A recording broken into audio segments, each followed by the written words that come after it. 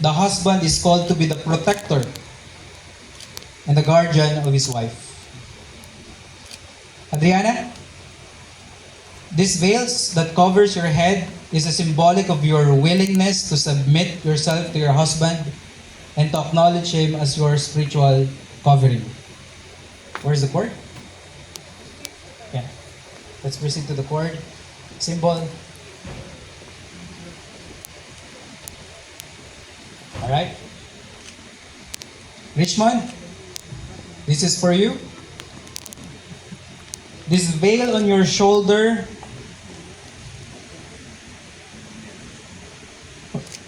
This cord on your shoulder serves to remind you of the cross and the altar on which the supreme sacrifice of God's divine love was offered. In the same way, love Adriana as Jesus loved His church by laying down His life. The cord is a symbol of the power of unity. The scriptures tells us, though one may be overpowered, two can defend themselves. A cord of three strands is not quickly broken. The three strands in cord of unity are Richmond, Adriana, and the Lord Jesus Himself. Alright? May I call the veil and cord sponsors to remove?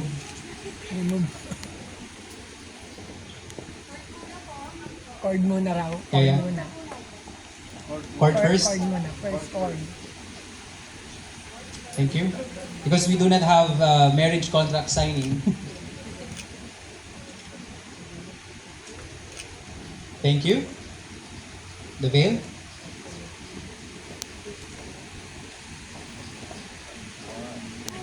Bakit ko naman dito? Tapos na yun. Pag pirmahan na. Thank you.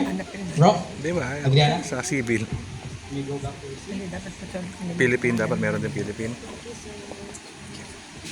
Ano na yan? Valid na yung sa Romania.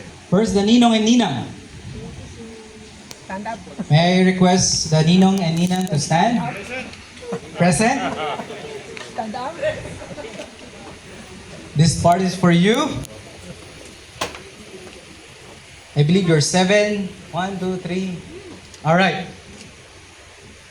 They will be the one to cover the expenses in this ceremony, right? Okay. Just joking.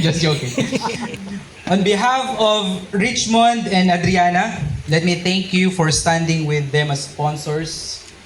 I exhort you to live your lives and marriages serve as godly example for Richmond and Adriana to follow as they begin their own family.